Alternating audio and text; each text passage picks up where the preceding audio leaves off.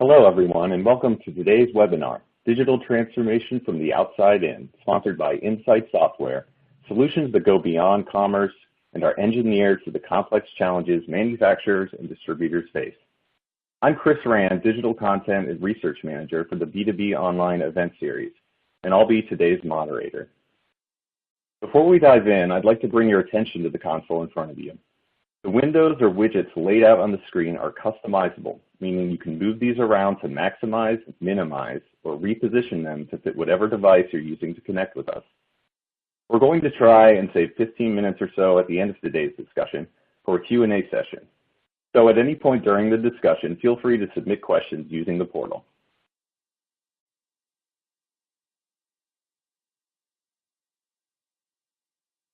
I'd like to introduce today's speakers. We have Darren Taylor, Chief Marketing Officer of Morsco, and Carrie Doubt, VP of Marketing and Customer Experience at Insite Software. Darren Taylor is the Chief Marketing Officer of Morsco. Prior to his role at Morsco, he served as the VP of E-commerce for Sonepar USA and was part of the Global E-Business Steering Committee. He earned a Master's for Information Technology from Northwestern University, a BA in Accounting from Southern Methodist University, and is a recognized expert in topics including e-commerce, digital marketing, branding, social media, SAP warehouse management, IT leadership, spend management, and RFID. Carrie Doubt is the VP of Marketing and Customer Experience at Insite Software and has extensive experience in B2B industries such as industrial distribution, manufacturing, and technology. Carrie has written many articles for leading publications in the manufacturing, distribution, and e-commerce industries. Her knowledge of the B2B customer experience as it relates to the entire commerce experience, combined with her industry sales and marketing expertise, provide an unparalleled and invaluable perspective into every aspect of B2B e-commerce. Let's get started. It's an undeniable fact that B2B customer expectations are evolving. They have an increasing desire for more digital interactions with your company. Customers are no longer just sitting behind a desk, and they expect to have access to the information they need regardless of their location. They also expect their interactions to remain consistent regardless of how, when, or where they engage. Starting with Darren, how are manufacturers and distribution companies responding to these changing customer expectations? Yeah, thanks, Chris. Most of them are doing something, right? What they're doing varies dramatically, right? From just basic stuff like IT, get us up a website, right, or a shopping cart, right? Or they attempt to do more sophisticated, B2B e-commerce, and then they forget about product information or customer information, for example, and are scrambling to undo stuff and end up rolling stuff out at multiple times. Right? Other companies on the other end of the spectrum are very sophisticated and realize that they're not just checking a box, they're transforming the entire company, right? And starting from what the customer is doing on a daily basis and working their way in. And I think Carrie's going to talk about the manufacturers. Yeah, so for manufacturing companies, it's kind of all over the board. I think that when you really look at the branded manufacturers, they tend to be very marketing sophisticated, so they may be much further along. They recognize the value of they're often targeted at the consumer, they're marketing to that consumer. But then you have those manufacturers that I refer to as specialty manufacturers. Their companies are really making products that are much more targeted to an OEM, or maybe their products get used not in that end product, but in the machines that make those end products. And those companies, I think, struggle a little bit more. We often hear, like, well, we're a manufacturer, we don't need e-commerce. So it's really that lack of understanding. And some of them do, and we're starting to see more and more momentum. But we see a lot of a struggle for those manufacturers because they focus on their channel. And now they're having to kind of do a mix. They may have more direct customers than they've ever had. So there's some conflict there. They worry about growing their business, but still not offending their sales channel. And their digital channels may be more focused around really having really good content, make that data searchable so that those companies that their customers, their channel partners' customers may end up on that manufacturing website to do that research, but then convert back to those channels to actually make the purchase. So their challenges are a lot different than like looking at distribution companies. Hey, Chris, can I add something that was well said? Is kind of the bottom line of what's going on is that manufacturers are good at marketing, right? And the distributors are good at the sales reps and the inventory. And what's happening is they need to work together because the distributors need to get better at marketing and product information and stuff like that. And we need to get it from manufacturers, right? And the distributors need to transform what they're doing in order to do that and their mentality in order to do that. And same with the manufacturers. That's kind of the bottom line. Okay, excellent. Thank you both. Just going to move on to the next one here. A recent study with Insite found that 64% of companies have completely integrated person-to-person sales interactions with core technologies to create a consistent customer experience across channels. Carrie, why is integration into core business technologies important for B2B companies trying to deliver better customer experiences? That's a great question, Chris. B2B differs a lot from B2C, and one of the core differences is that ERPs, CRMs, PIM, which is product information, all of those technologies contain a lot of the information that really drives those businesses from the back end. And with that data being spread across systems, they need to have a way to pull that data together to be able to deliver those self-service experiences, those digital experiences. The challenge is often that a lot of these systems were never designed, the data was never designed to be customer facing. So coming from manufacturing as an example, and this might make Darren laugh, is that our part numbers were often very relevant to us. So it may be RB7694. That's our description. Everybody else would say, well, that's a part number. But it was really a description. And all of those components were basically, part numbers were made up of attributes that were in our database. So it's really kind of pulling that data together to be able to serve it to the customer, but then also be able to make it consumable by that customer, whether it's a channel partner or if it's the end customer or if it's a consumer. So that's why this information is so important, and the ability to pull that data from disparate systems and pull it together is really critical for success of B2B e-commerce. That's great. Thanks, absolutely. Please go ahead, well said. Yeah, I mean, the question's kind of funny to me because it's so core to what is a daily life, right? I mean, B2B is a relationship business, right? And so it's like asking why an airline cares about the check-in and boarding process, right? It's so core to what they do. But to Carrie's point, the data isn't ready to be exposed directly to a customer, and so not only do these the interactions need to be the person-to-person sales interaction systems need to be integrated with core technologies, is a lot of times it needs to be integrated with the daily lives of the sales reps and the customers at the same time. Right? It could be pricing, it could be logistics, it could be product information, et cetera, unit of measure. There's all these things. You can't just assume that, the data's ready, give them self-service, and they're integrated and go ahead. And that's what makes it more complicated. Great, Darren. Thank you very much. That was a good follow-up to what I was going to ask next about person-to-person sales interaction, so that was great. I think at this point we've got a polling question coming up. So I think we're ready for that polling question. Everybody, as we look at the polling question, please respond through the portal. The question is, are your digital commerce channels and traditional sales channels unified? The answer choices are fully integrated, partially integrated, or not integrated. Please respond now.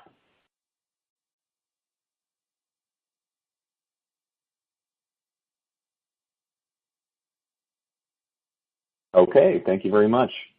Carrie, do you have any thoughts on the results here?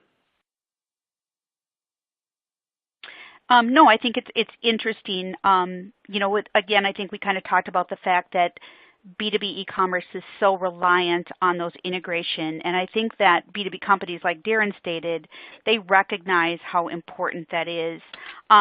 So fully integrated, really doesn't surprise me. Partially integrated, doesn't really surprise me either, I guess, that much, because when I think about it, I really think about the fact that they may not integrate with their back-end systems because maybe their back-end systems don't allow for that integration. Maybe they have an older ERP or an older, maybe it was a custom ERP. We run into that a lot, again, depending on the size of the organization.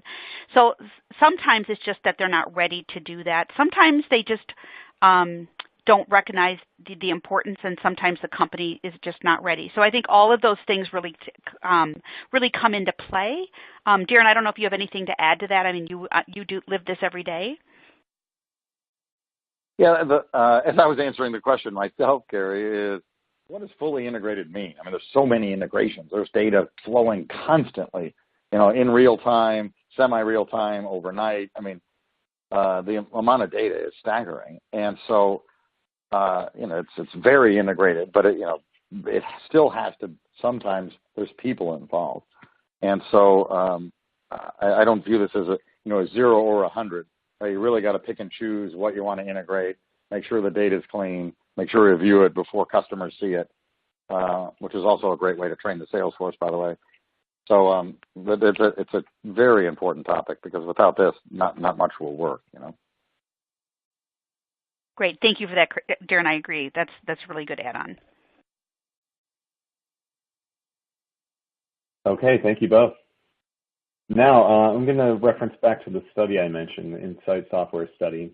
One of our most interesting findings is how e-commerce teams help sales manage the different levels of their clients' relationships beyond transactions. Starting with Darren, what kind of resources can sales teams leverage from e-commerce teams or others to improve how they manage relationships? It's a really important question as the industries evolve. And I think the first answer to the question to premise it is it really depends on how sophisticated your sales force are. Right? You kind of look at a continuum. Are they really just order takers and let's go golfing and stuff like that, or fishing trips or stuff? Or are they really consultative, need-based sales? Where are they on that continuum? Because you got to understand that, because you can't just give them these tools and expect them to do stuff and roll out CRM, and they don't think like that yet, right? So, but the answer to the question directly would be training by somebody that comes from their world. So, for example, I have somebody on my team that was an inside sales manager. Right? He understands their world, and now his job is to train and drive adoption with them. The second is data, and giving them, here's who's registered, just basic data. Here's what they're looking for. Here's products they started buying, or product lines they stopped buying, or whatever, right? But you also need to give them, how do I use this data without overwhelming them, right? And don't just send them a spreadsheet of stuff, right? We like to roll out processes or practices, not reports, for example. And one of the big things, the last one I think is maybe the most important, is get them to learn from customers. Right? If a sales rep has never really dealt with online solutions and selling that and so forth, they're going to go through some huge learning curves and aha moments. And you need to get them to go to a customer and have the customer show them how they buy or do quotes or process their business, not just talk about it theoretically. Because that's really what you're providing value now with these solutions in a different way. You're not just providing products, you're providing tools to help them get their jobs done faster. And you need to understand how they get their jobs done faster in a lot more detail. And that's what they'll learn and further their relationships with more people within their customers. Yeah, I can. Great answer, Darren. Some of the things, so having come from a sales background, both as a distributor from a distribution company and a manufacturing company, I think about a lot about what sales became. So as customers' expectations really started to change, as a salesperson, I started to really, and my colleagues, we really started to feel this I like to refer to it as transactional intensity. And so I was getting more and more and more calls for people wanting to know order status. They want to know when their order was going to be shipped. They wanted to know what we had in inventory. And, as a salesperson who really prided themselves on providing value to their customers, I ended up getting inundated with things that were really, really low value from a day-to-day salesperson's perspective, which really prevented me from doing a great job to really service and take care of my customers. So as digital commerce came into play, the ability to take some of those tasks off that are just less valuable for that salesperson to perform, but very, very important for the customer, that allowed me as a salesperson to serve my customers better, to give them the visibility to the information that they need, even if I wasn't available. And so I think there's a lot of those things that sales people can learn from e-commerce teams is how is this going to impact and help them do a better job? I don't know any salesperson out there who doesn't pride themselves on delivering the best possible service to their customers, especially when they're successful salespeople. So this really becomes an enabler for them to do an even better job. Great, thank you both. Also in our study, we found that the majority of companies have completely integrated customer touchpoints, that's sales, customer service, and e-commerce, for example, with core technologies, or plan to do so in the near term. Darren, what kind of advantages do these internal teams see as a result of this shared digitization? Well, there's lots of them, Chris, and the key is to be deliberate about what you're going after, right? And get the salespeople and other people's buy-in on that, and then go after it. And some of those include, Terry was just mentioning, right, saving time, right? You're asking me for a copy of an invoice, every other day when you can easily get it yourself, right? In fact, you can get it faster yourself, right? So whether it's, we call that digital self-service events, whether it's looking up pricing or spec sheets or whatever, right, is those self-service events they can do faster themselves. So the sales reps can spend more time on more valuable service aspects of the business and then grow their share of wallet with that customer by going after more product lines or more purchasing situations and higher margins or whatever the goals, depending on the goals of the company. And also getting more contacts. Right? So those are some of the big key benefits.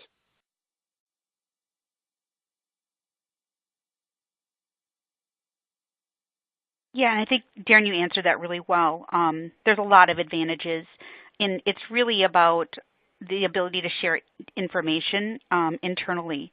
How can you drive better customer experiences by having access to information across the organization, regardless of how they're interacting with your company? Some of the unique things about B2B e-commerce, when you really think about it, is a cart abandonment, as an example, may not be true cart abandonment. A customer may start online thinking that they know what they want to buy, and then they may find that they need some help. They need some guidance. And so they may transition to that salesperson to provide that value. What they don't want to do is start over. They don't want to have to go back and explain that salesperson where they're at. So if that salesperson can take advantage of seeing how far that customer got on their personal self-service journey before they transition to them, they have the ability then to do a better job for that customer, guide that customer. Maybe that order finishes offline with a traditional sales channel. So even thinking about how you use this data is important, because not all cart abandonment in B2B, as an example, is truly cart abandonment. They just may shift to a different channel. And all of those touch points are just very critical in the B2B journey. Absolutely. And one other big topic I forgot to mention is new customers, right? So you're saving time with your larger existing customers, and we're going to feed you a whole bunch of new customers. There's a big world out there, right? Which is where digital marketing comes into play.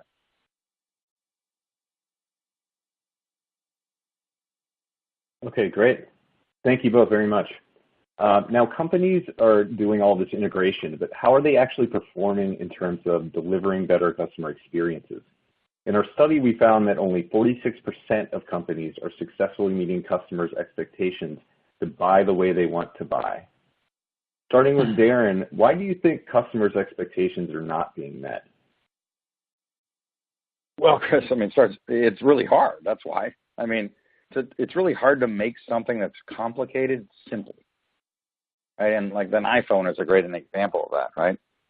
You know, my 5-year-olds can use it, but you know what's inside of it is unbelievably complicated, right? And so it's the same with these businesses. Because the second big reason is that it's complicated because you need to bring all the parties of the company together in sync in order to have a great customer experience, right? It's not just here's the e-commerce platform or whatever, right? Here's the website, right?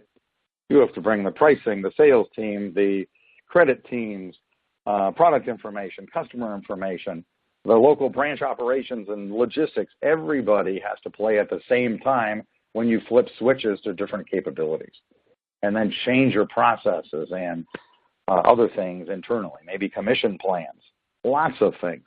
And it's complex, and that's just that flat out hard work, and there's a lot of benefits to it, right? And companies underestimate both of those. And the third thing I think is why companies don't meet customers' expectation is they don't really understand it. And so I think even if you ask like a sales rep, how does this customer buy? And they might answer, well, they send me a PDF with an order on it, or a purchase order, right? Okay, if you go visit that customer, you learn that they're mocking that stuff up in Excel. They much prefer to upload it onto the website, but they have no idea because they don't really know how the customer buys. It's a simple example of you have to understand your customers and transform everything in sync in order to have a great customer experience.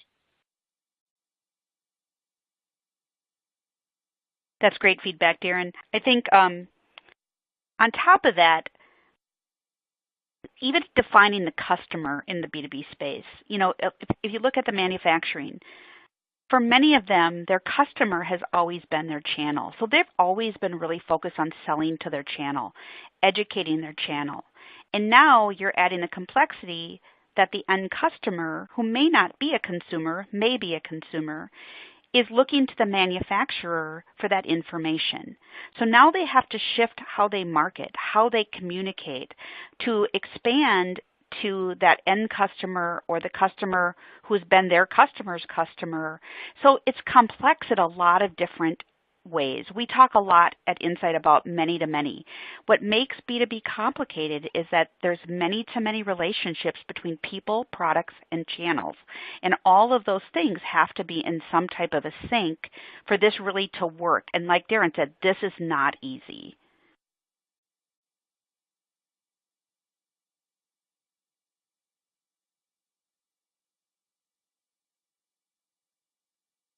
Okay, thank you both. I think we're ready to flip over to another polling question now. I'm going to go ahead and read the question and the answer choices. You can enter your answer at any time, starting now. Are your e-commerce and traditional sales successfully meeting customer expectations to buy the way they want to buy? The answer choices are exceeding expectations, meeting expectations, somewhat meeting expectations, or not meeting expectations.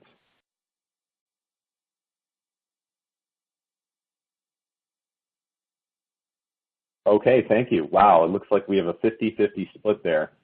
Darren, do you want to start? Sure. Interesting results. Look at that. I'd be interested if we asked the customers. I bet that would not be true, would be my guess. But let's address it this way. I think Carrie nailed it on the head, right? How do you define your customer, your target customers? Right? So for us, it might be we're nailing this customer segment or these roles within the customer segment, but these we haven't really focused on as much. And so they might either need different solutions or it has to be packaged up differently. And so I would challenge the group to get this to be exceeding expectations on what target customers you're going after, but ask them on a quarterly basis. Do customer feedback or some kind of feedback loop. And then have a roadmap with the executive teams on who you're going after, quarter by quarter, year by year, and measure this and make sure of it.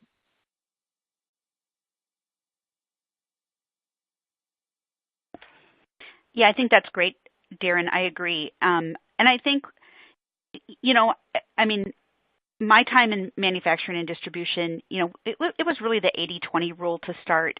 20% of your customers probably do 80% of your business, and that really does fall true. So when you're starting these things and you're trying to drive better experiences for your customers, start with some of those customers that you really have good relationships with, and then expand it out. You can't do everything at once, and you can't do exceptional jobs at everything at once. And like Darren and I have talked about a lot today, this is not easy. So really being able to manage those expectations, understand what those expectations are, and then deliver on those expectations, it's a crawl, walk, run process. Okay, great. Thank you both.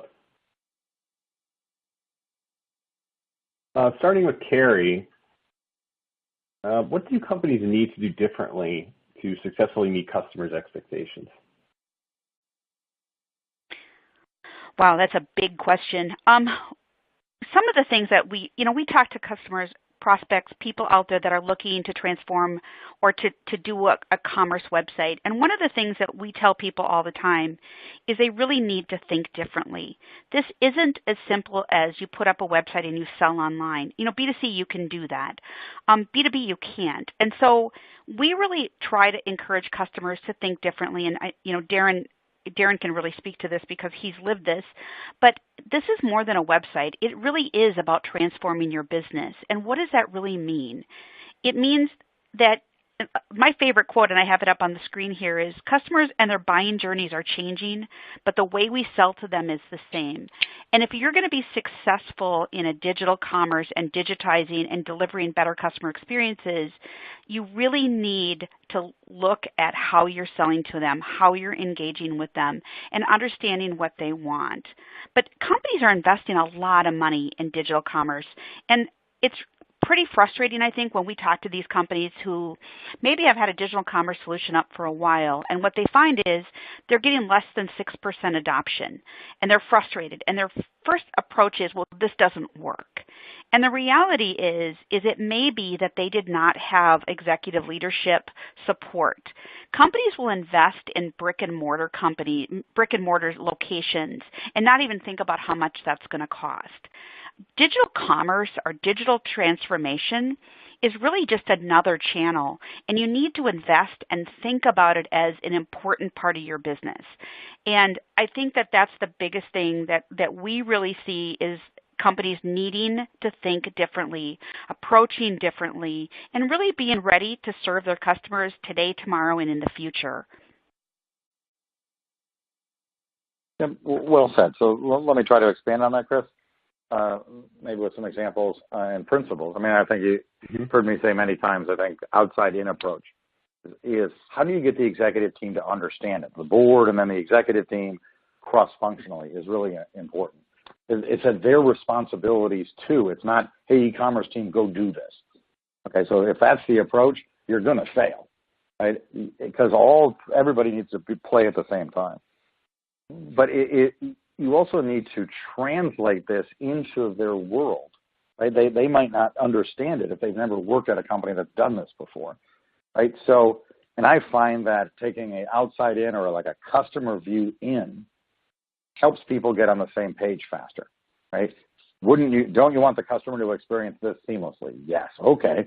Then here's what that means. Okay. That's what that means to the pricing team and the product team and the sales reps and the functionality, blah, blah, blah. Don't just start with the functionality. That actually becomes the easy part because it's more definable, right? And so doing that routinely and keeping them engaged and holding them accountable is really important, right? So if a company's not doing that and views this just as a project and boom, now we're live and stabilized, well, that's what you're going to get, right? And you now have a website. You don't have results, to Carrie's point, right?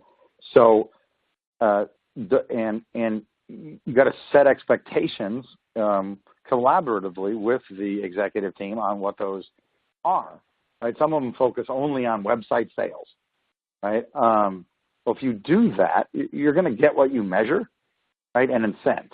So even if it's the wrong thing. So if you do that, and you go to your large customers and they say, hey, you got to, please, go type in on the website. They're not going to do that because they've already typed it in their own systems. Why would they print out a purchase order and then type it in again to their own system, into your website?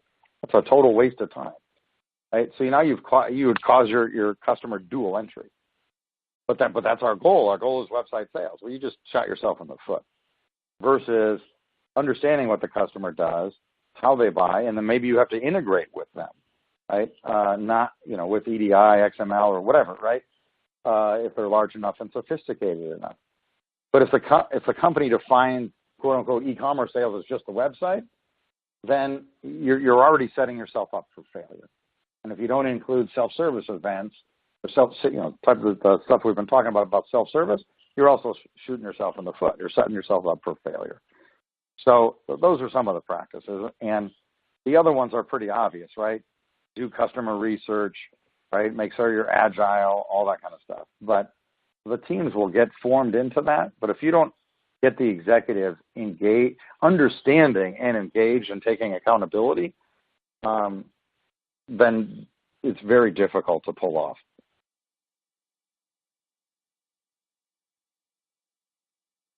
I think that's really true. I know, Darren, you talk a lot about talking to your customers, getting their feedback and understanding them. And I know from the manufacturing side, that's often difficult. They're further removed from the customer. A lot of times their distributors or wholesalers or channel partners are the ones that have those relationships.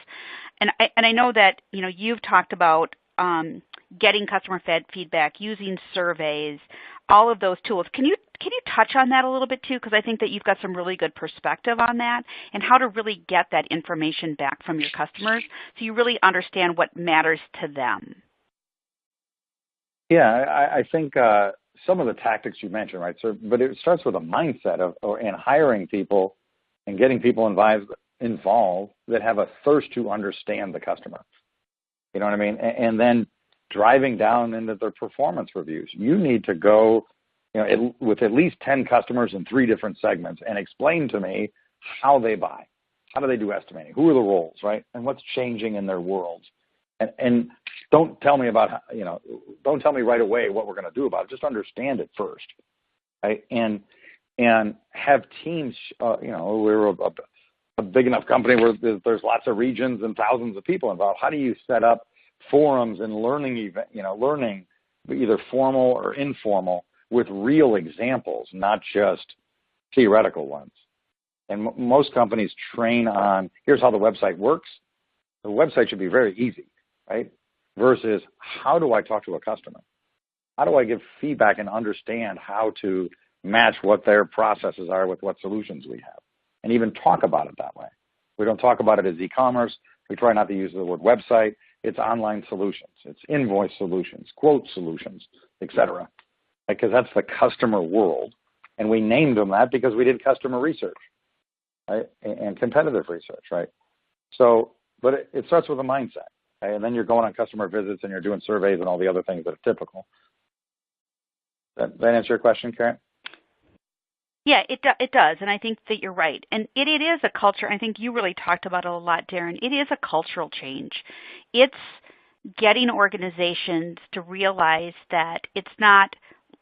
And I hate to really pound on this. It's not just a website, but you're right. It's not, and that if you understand the way your customers want to interact with you, and that what they're looking for, then you're going to be able to deliver those experiences. And it's really just about changing the way you think as an organization. And that's why we really encourage companies that you have to have leadership buy-in. You have to have organizational commitment.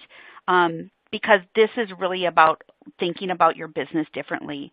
A lot of companies that we work with have been in business for 50, 75, 100 years, and their sales models and their go-to-market strategies are very similar to the way they were when they started.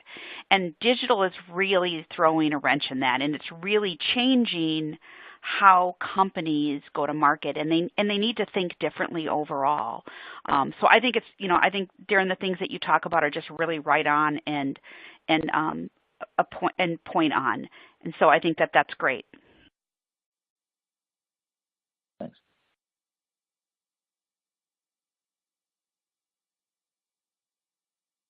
Okay. Thank you both very much. We will have our Q&A session in just a moment, but I want to conclude with one comment. Companies need to think differently about digital commerce. It's not just about putting a website in place and expecting things to change. It's about changing the way you conduct business. The future is beyond just omni-channel experiences. It's about changing your business from the outside in. Now we can go ahead and move on to the Q&A session if we'd like. I do have some more topics we can cover in the white paper as well. So if we do want to cover that, we can. But I'm going to leave it to Carrie to decide what to do next. She's going to look over the Q&As and take it from there. Yeah, let's take a look at some questions. We can always go back to the report if we have time, but I really like to get the opportunity to interact with the people who are attending, really get, kind of how they're thinking about things, the questions that they have, thinking about the things that keep them up today, but even the things that are going to keep them up in the future. So I think that the question and answers are great. So I'm going to take a look at some of the questions. So one of the questions is, how can I implement digital commerce without disrupting my everyday business processes? I think, you want me and I'll let Darren. Go ahead. Darren, do you want to take that one? Or do you want me to go ahead and take that one? Yeah, go ahead and I'll comment. Go ahead. Awesome, thanks. So one of the things that I think about is that when you're doing this commerce, it becomes kind of a team of people across, departments and across divisions. And it really becomes getting your leadership involved and getting their support. So it's really something you can't disrupt your business. You have to continue business as usual. But as you start to think about what the future looks like and what your company is going to look like in the future, you really start picking apart everything. You don't want to slow down to go fast. I mean, you have to slow down to go fast, but you don't want to slow things down so that you're not moving forward, because that's a risk too, that some companies do this paralysis by analysis, that they really don't make a decision. We've seen companies that we've engaged with who 2 years later are still doing the same analysis internally. And the problem is they're potentially losing customers because there's other competitors of theirs that are online. So it's really important that you crawl, walk, run, that you figure out what you can do, what's really important, what's an incremental step, and really start thinking differently about your business. And then how do you invest in this? I mean, I think and not just to sell software, that's not really kind of our approach at all. We really want to engage with companies that they get that this is important to their business, and we want to help them make the right decision. And if we're not the right platform, we would tell people that. But really knowing what you're buying. We've seen, marketing departments. There's a lot of marketing people coming from B2C into B2B because there's just not a big pool of B2B e-commerce experts out there. And the problem is those marketing people who may have come from the B2C market get really caught up on that front-end experience. And they make a decision on a tool based on the CMS or the front end. And what they find out is that a lot of this B2B stuff comes from the complexities, the workflows, the special pricing, the custom catalogs. And so they just made an investment in a platform for the wrong reasons. So it's really about understanding what really matters. We do tools to help companies really identify what's really important as a nice to have, must have, kind of philosophy to get people to really think what really matters to you and what really could be put down to be less important today. And then what's that going to look like as far as like customizations versus out of the box functionality. So I think it's really important to position yourself to be able to move forward so that you can start delivering those digital experiences and then continue to improve, but do it with a provider or select a solution that's going to allow you and enable you to do that. Because we get a lot of companies who invested in a real inexpensive technology and then found out that it doesn't do the B2B complexity and it doesn't allow them to grow as they get more digitally mature, and then they end up having to reinvest in a digital replatforming and some of those type of things. So we really tell people buyer beware and educate yourself. Darren, do you want to pile on or add anything to that? Sure. First would be, to reiterate what you're saying, I get calls all the time from CEOs or CIOs. What do you think of this platform, right? And you ask them about, well, what's your strategy? Are you going after new customers? Are you going after your larger customers first? Growing share of wallet, saving time. They have absolutely no idea, right? The CIO recommended this, and they're just trying to double check. I'm like, I don't know, I've never heard of that, but they have no idea what they're trying to do. Which brings me to the original question here, which is, how can I implement digital commerce without disrupting my everyday business processes? You can't. It's just a matter of degree. And I think you got to just say it like that. Let's all understand that the business is going to totally change over the next course of the years. And we need to be able to manage change and influence change and pull levers at the same speed. Right? We're not going to promise you that, hey, we're not going to disrupt stuff and we're not going to customize. Both of those are not true at all, right? And so having that direct conversation with the leadership team is, we're absolutely going to disrupt stuff. That's the whole idea, okay? But we need to do that thoughtfully so we don't blow things up, and that quote-unquote disruption is positive, right? And that we're doing that thoughtfully and with the involvement of the people that are on the front lines. That's really a good point. You can't do this in a bubble or in a vacuum. It really impacts your entire organization. So that's great. Let's go to another question. How do you address challenges that come along with less tech-savvy employees? This one kind of makes me laugh. Maybe employees who are slow to adopt to digital. Darren, do you want to take that one, or do you want me to take a stab at it? Sure. Well, thoughtfully, there's a couple of ways to deal with that. It's not only tech-savvy employees, it's also non-tech-savvy customers, right? But from an employee standpoint, you can try the carrot first and then the stick, but show them, right, and get them involved, and show them data, right? So, and you really got to understand: is it an excuse, or is it that they really don't understand? And a lot of times, it's really just an excuse. I don't know how to do it. I've always done it this way.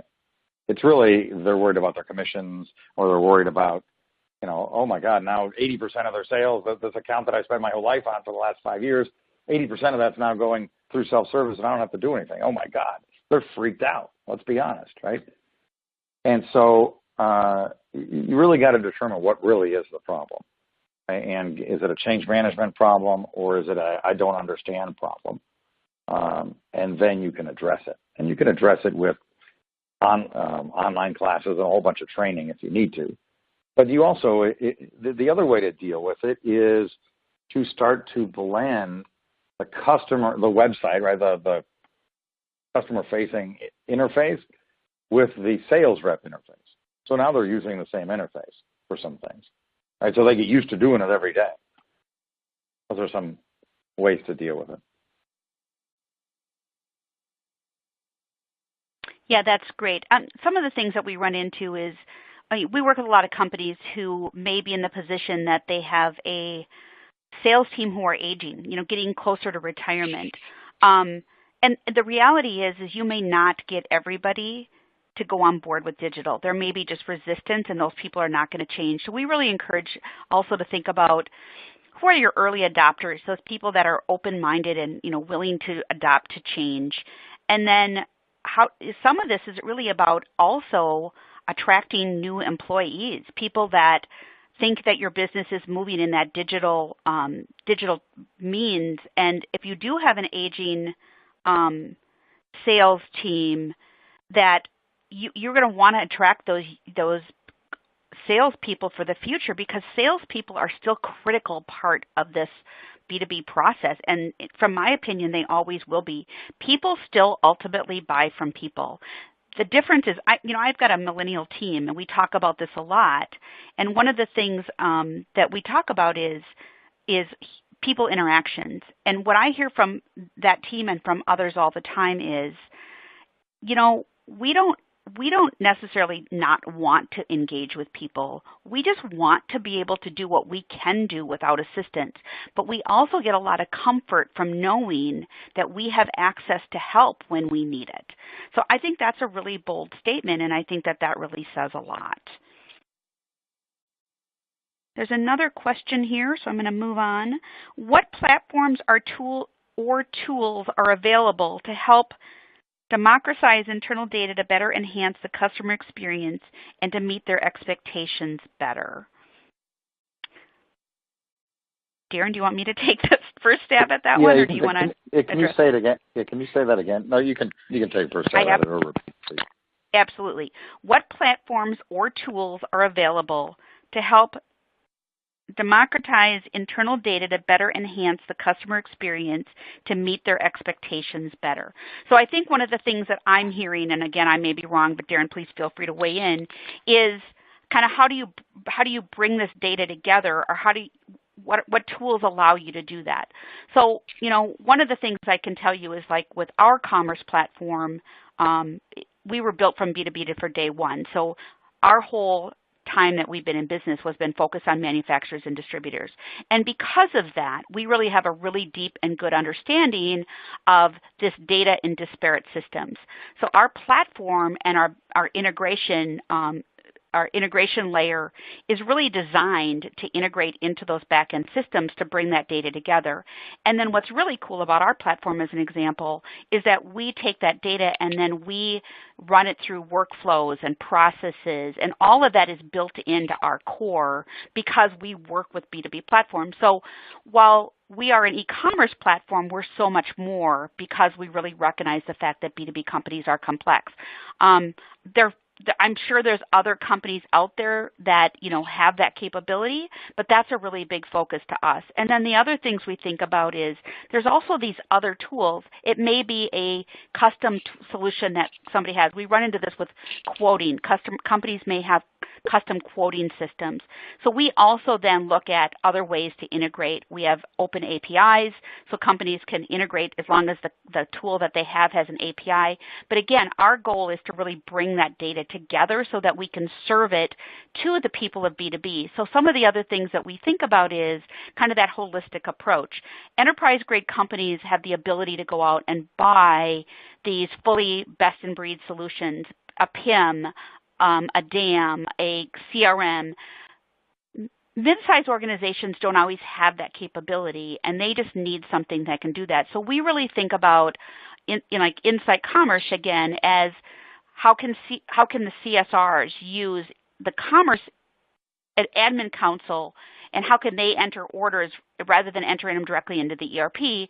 And again, rather than having them flip through multiple systems, a CRM, ERP, all of these different systems, that they can use that single solution to do their business. So we really think about that. We think about the field service people within your organization. We think about the customer field service person. So it's really about finding those solutions that really understand your business and are going to enable you to serve your customers the way you want to serve them. And I think the other thing is thinking about is really what other things are available. Your customers may be out in the field. If you're, I can use Darren's business as an example. They're dealing with a lot of these plumbing contractors and a lot of these different companies, and they may be out in the field. And so things like mobile apps that allow them to efficiently do their job, quick order, all of those things become really, really important as you look at being able to serve your customers in the future. And that platform that you select is really going to be that enabler in a lot of those instances. Darren, do you want to pile on to that a little bit? I know you guys are using some unique things for order processing and some of those things as well. Sure. I mean, so the general question about internal data, right, is there's tools they're usually very specific, right? And you mentioned them. What's going to be your PIM, right, as an example, right? But also think about it as data providers, right? So it's one thing to have a system. Who's going to go clean it up? It's a lot of work, right? Especially if you have a broad product catalog. And so you're going to need to work with a service provider to go get the data or clean the data, right? Or you're going to get it from manufacturers, which is sometimes challenging. Come on, Katie, come on. Carrie. And the other would be customer information, right? Okay, there you can get them from Info USA. I mean, there's tons of places to buy customer information and so forth. But you got to think of it as tools as well as service providers that can help you clean it up and measure it and so forth. Good point. Thanks for really pointing on that. The other thing is that there are analytics tools available too that kind of help you, view how your customers are buying and some of those things. So there's a lot of ways to really roll that up, and it really depends on what's really relevant for your business and what really makes sense for your company, of whether you're going to buy these separate best-in-class, or you're going to use a solution that's good enough for your business and your size that's going to be an enabler, because it can get very, very expensive and very, very complicated to have to integrate all of these other systems in, and sometimes good enough is good enough. So I think that it's kind of a mentality as well. Yeah, you're absolutely right. And to understand that up front, right, your high-level architecture, right, and principles of what system is going to own what as a system of record is really important, way up front. And that can evolve if you get to a breaking point. But if you don't have that clear, things are going to get to become a mess later. Well, we've actually seen companies, use a best-in-class CMS, right? Something that's really dynamic personalization and all these things. And then what they find over time is what they've ended up with is a real complicated system that doesn't allow them to really do what they want to do, and they'll back those systems out. So I think crawl, walk, run again, we use that a lot, is that sometimes good enough is good enough, and then as you grow and mature, you can maybe need a best-in-class PIM. You maybe need to add some of those technologies into your system because you've just outgrown what you have, but good enough might be good enough for X amount of time. There's another question here about international. I think I'm going to probably try to answer this one. Do international manufacturers typically host a separate URL for a U.S. only commerce site? We see that in a lot of different ways. So we see people who will use a single platform instance, but then they will have multiple sites. So they may have multiple sites where they're serving those for different countries, but it's the same kind of core data and core information. We see companies who will spin up a separate URL for their separate businesses in their separate countries.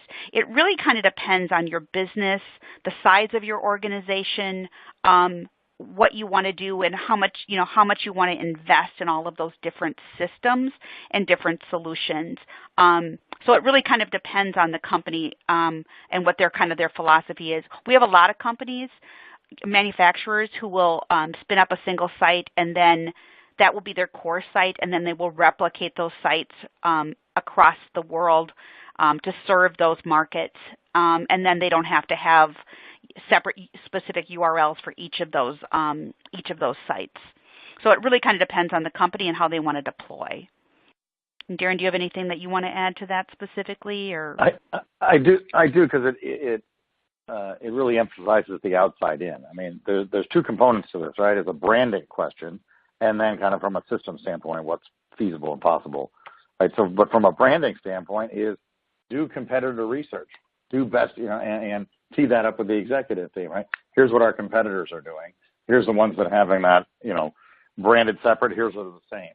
Here's the pluses and minuses from a customer standpoint and whatever other standpoints, right? And then there's the technical component is ideally you'll have a platform that you can have one code base and all that kind of stuff, one infrastructure that can spin up various sites. Because if you don't, it's going to be really expensive to maintain all that.